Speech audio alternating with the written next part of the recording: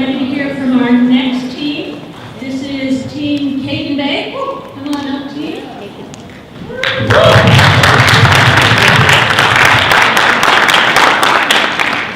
So, Team Cake and Bake had a rather delicious project to work on.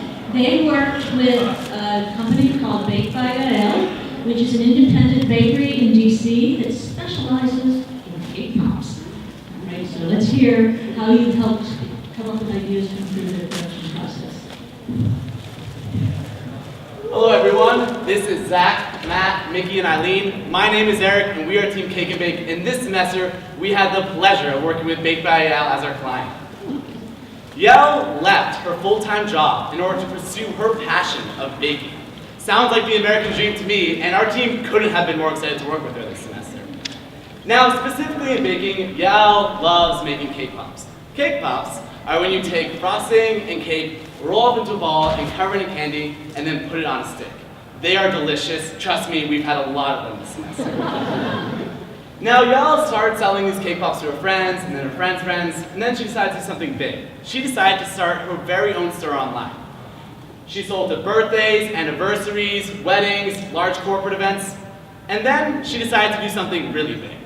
Yael decided to open up Washington, D.C.'s very first cake brasserie right across the National Zoo. It's this brand new store, and there's so many opportunities. And it's this blank canvas, and she can paint whatever color she wants to on it. However, with all these opportunities come a lot of challenges, and to face these challenges alone is quite the daunting task. And that is why Yael decided to seek out Quest to help her out with some of these challenges. Specifically, 3 challenges. Now, the first challenge is quite important. When a customer comes up to the front desk and asks, "May I have a dozen cake pops, please?" How do you present your hard work, your dedication, your passion, and give it justice? This is her artwork, and she wants to present it perfectly. And that is why this semester, Yael and Team Cake and Bake worked tirelessly to come up with the perfect solution on how to present her customers her cake pops.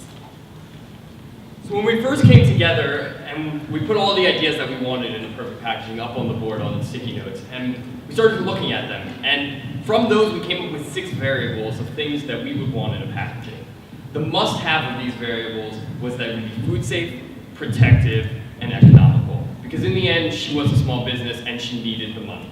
And she needed to make sure she could save the money. So once we had these variables, we started looking at different ideas.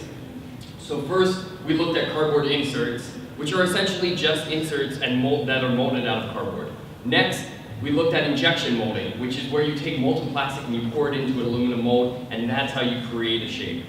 We looked at cake dummies, which are essentially cakes made out of foam that are presented usually at weddings, and we looked at plastic wrap, which is just wrapping the cake balls and cake pops in plastic. So after looking at these, we then took them up and put them against our variables. First off, we looked at food safe.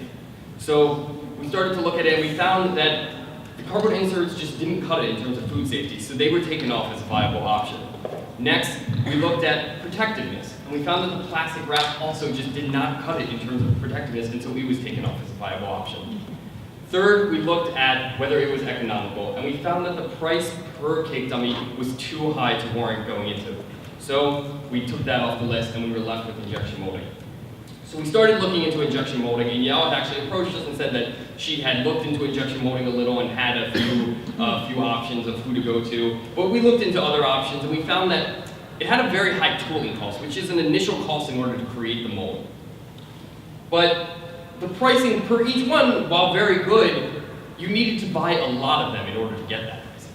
So we thought maybe this wasn't the best option for a small business, so we started to look into other options. And it was then that we came up with vacuum forming. We found that vacuum forming was an option where the tooling cost was significantly lower, as well as the price per package was also lower. And on top of all this, you didn't have to buy nearly as many in order to get a good price. So this seemed like a great option. And so when we looked at this, after looking at this, we compared it to the injection molding that she had initially come to us with. And we found that if she were to sell 5 of these a day, she would be saving more than $2,000 in her first year. If she were to be selling 10 of them a day, she would be saving more than $3,000 in her first year. And if she were to sell 20 each day, she would be saving more than $6,000 in her first year, which is huge for a small business. So now that we've identified vacuum forming as the most economically viable solution, I want to explain to you guys how we came up with our final packaging solution. So we started off taking some of those characteristics that Zach mentioned earlier, and we created some preliminary designs, which you can see here. We then organized these designs in a presentable manner and showed them to Yael, who quickly eliminated any type of round design. So we moved forward with the square ones. The next step is to go and create 3D computer-aided designs or renderings of our initial designs. And I specifically stopped at this one because this was our idealized design. We had spoken with Yael, and she had added 2 more characteristics to the must-haves. This was compactness and feasibility for the customer to be able to pick the cake pop off from the insert, which is essentially accessibility of the cake pop. At this point, like Zach explained, we had already shown that vacuum forming was consistently cheaper than injection molding. So when we presented this design to the vacuum formers, they said that sidewalls were not feasible using vacuum forming, and even more so, clips were going to increase the price, which we've already shown economically is not feasible for a small company like this. So we went through and iterated a few more times, which is a great learning experience, and we come to our final solution here for packaging. Essentially, we were still able to ensure compactness because we were able to move the cake pops closer together, and we still ensured that the cake pop was easily accessible because we inserted a divot where you can go and stick your finger in and pull out the cake pop. So now that we have our final design, we wanted to go and show Yael that what we were going to do was feasible. It was going to work. And to do that, we decided to create our own vacuum forming system and use it to create an insert. This is our vacuum forming system here. However, the first step to creating vacuum forming, like Zach mentioned, is tooling costs. And for us, this was creating a mold to use. We use 3D printing, which you can see here, and Eric also has our one present at this time. So the next step was actually to go and vacuum form it, which you can see us doing here. At this point, you're all probably asking, what is vacuum forming? And so the simplest solution is you have an airtight chamber connected to a vacuum. You take that posin mold that we created and place it on top of this chamber. The next step is you have these thin sheets, which you can see here, and you take these sheets and heat them up in an oven until they become malleable. Once malleable, you place them over your design, and it sucks all the air under it, and you have your insert. So, we actually have a video of that for you.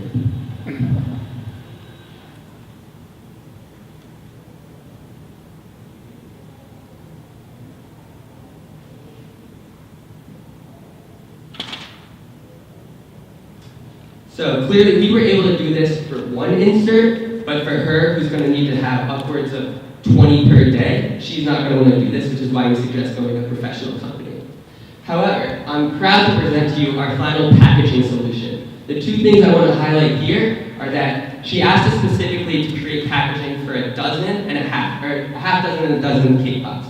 So for the dozen, you have 2 inserts side by side, and for the half dozen, you have 1.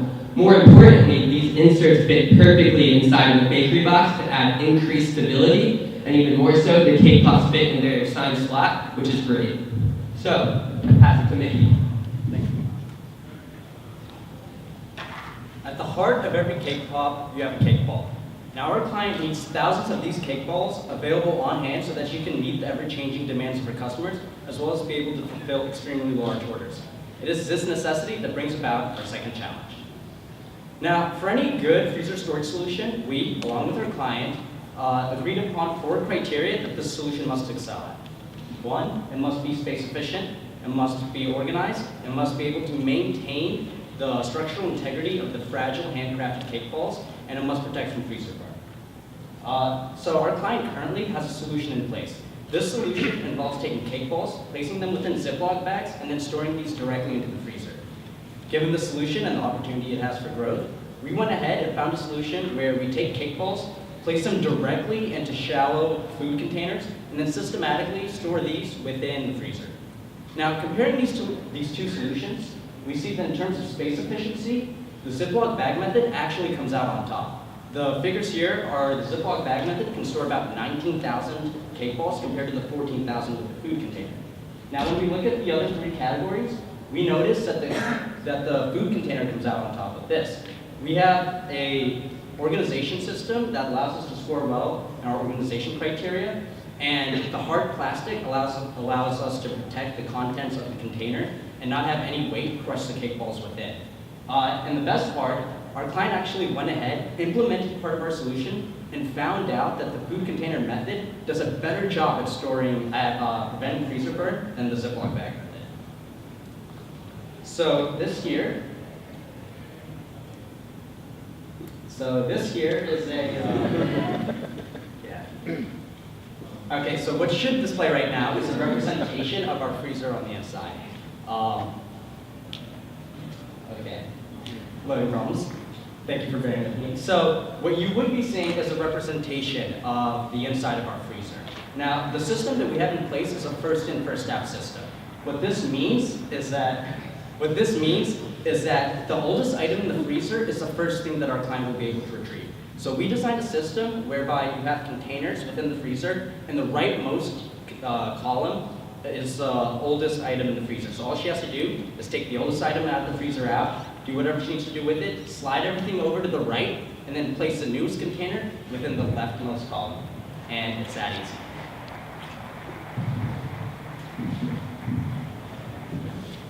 Our final challenge focuses on attracting foot traffic into her store. We were tasked with designing a storefront display for her front window. The ideal design would be broadly appealing, eye-catching, buildable, and it would enhance her brand. What we did to come up with this solution was to create a competition within the Quest community to generate a bunch of ideas and then iterated from that idea.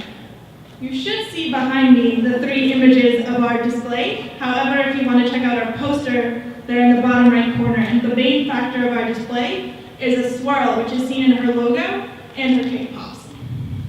These bases are foam, which you can stick cake pops in and out of to create a scene. With these 3 deliverables presented, I'd like you to imagine going to DC's first Cakepop. As you can imagine, it takes a lot of steps and challenges along the way to get there. We've helped given her solutions to solve 3 of those challenges, from packaging, storage, and a display for her storefront window. With that said, I'd like to acknowledge our project champion, Yael Kriegman, our faculty mentor, Dr. Juan Cook, the Quality Guild, especially Kylie King and Jeffrey Herman, and the winner of our competition, Hannah Bueller. I'd like to open the floor for questions.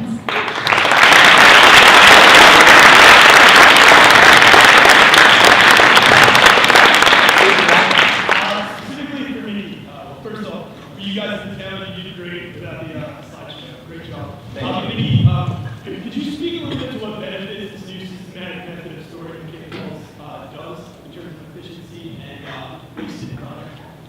Yes, so thank you for that question. I'll repeat this question. He said, what benefits does this organization system have over the old system of just placing Ziploc bags within the freezer?